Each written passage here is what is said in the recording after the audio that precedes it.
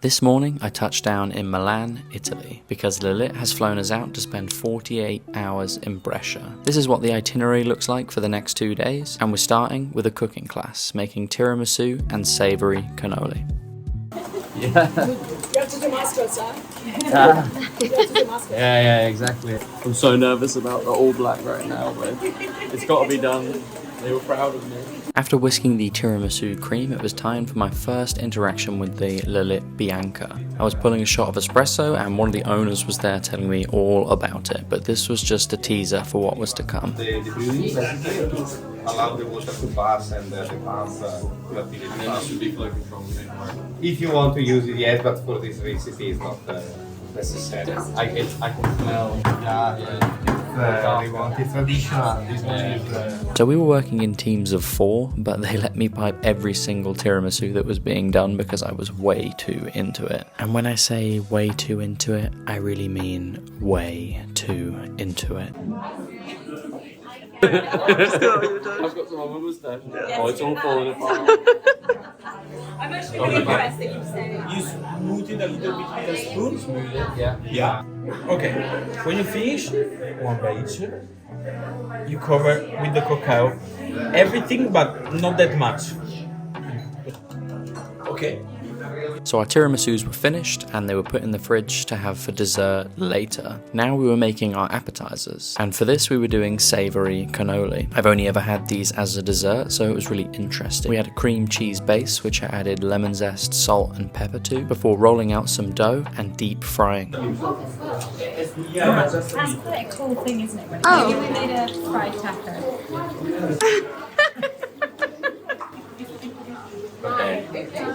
Let's just get rid of the evidence.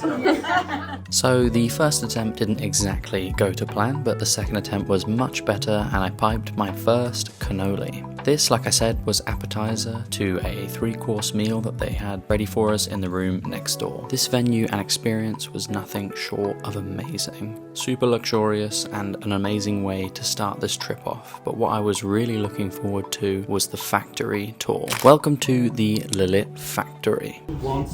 We've been invited to tour the entire factory today, and the first order of business is tasting the coffee. Well, I say tasting the coffee, I just mean I need a coffee. This was a nice way to have an introduction into how the machines are used, whilst also waking ourselves up a little bit. One thing I was impressed with right off the bat was the steam power, and as I asked further about this, I found out that Lelit actually started as a ironing company, and therefore had the steam technology which helped them make steam ones for espresso machines very easily. I thought this was a really cool fact, but the thing I knew Lelit for before this was the Lelit Bianca V3, which is something I was very excited to have a look at. The part I was most excited to try out on this machine was the pressure profiling. This wooden panel allows adjustments in pressure, so you can do things like pre-infusion and just generally have a play around with how you brew your shots. I'll get to try it myself later, but for now I need another coffee. I headed over and got a really in-depth analysis on how the Lelit Bianca V3 works, and was made an amazing flat white on this machine. It's pretty, isn't it?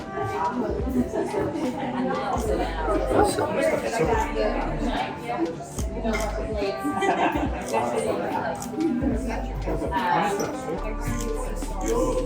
good.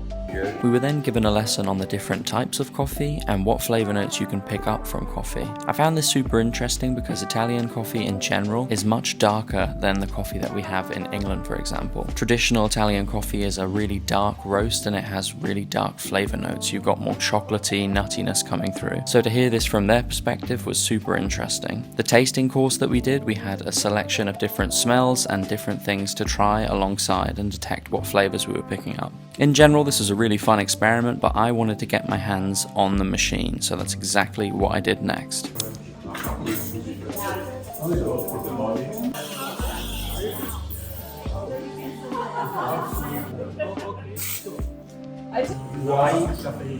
Yeah. Okay.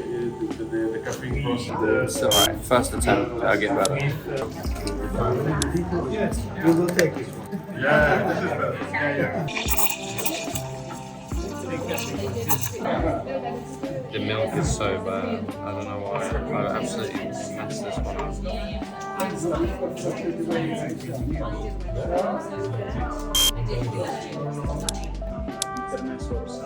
Inside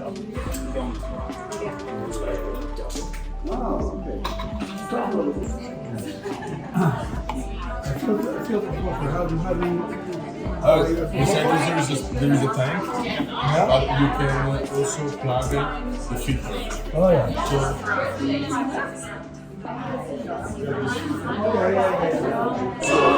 can unplug it Oh yeah. and then just put it in the tank. That's nice. So I was definitely feeling dialed in with the Lelit Bianca now, and after pulling a few beautiful patterns, I thought it was time to give some lessons to some of the other people who were there with us. So yeah, so give it a mix, and then maybe get close, do little layers like this, and then when you want to finish, lift it up and go through. Seems easy when you were explaining. Yeah. Okay. Picasso. Picasso. I then got to see a cross-section of some of the machines. This let me see inside at how some of the functions work and understand better how espresso machines work in general. Now that we'd had some coffee and started to understand the machines, it was time for the best part of the entire trip. We were allowed insight into how their factory operates, and it was fantastic.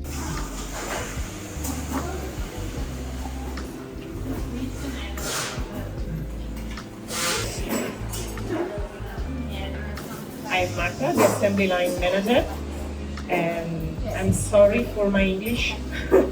In Lelit we have 5 assembly lines, but today we look only the 6th line. So we were specifically being toured around the production line that makes their Lelit Biancas, and this was absolutely insane. When I receive an espresso machine, I focus more on how it performs and how aesthetic it looks on my countertop. It's not often that I really thoroughly consider how it was put together, but seeing this was mind-blowing. So Lelit specifically employs a team of all female workers, and then they make sure that the entire bar is appropriately built for those female workers. So every workstation is adapted to the average height of a woman in the area. It's also all on a railing system, so there's never any heavy lifting, and each member of the team has a specific role, so they can specialize within that specific attachment or manufacturing step to make sure that they can do that to a high level. And then it gets slid along the conveyor belt to the next person, where they assemble the next step.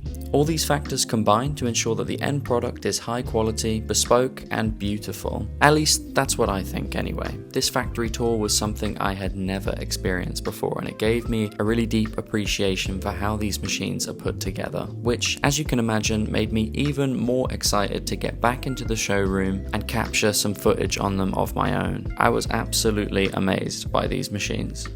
So we went back up into the showroom and I managed to capture a few videos for myself on the Lelit Bianca V3, which then led us into the finale of our entire trip. They had organised a tour around a local vineyard. This vineyard specifically produced sparkling wine. It was called Franciacorta, and the sparkling wine was delicious. I've never actually been into a wine cellar, and my favourite wine is sparkling wine, so this was a dream come true.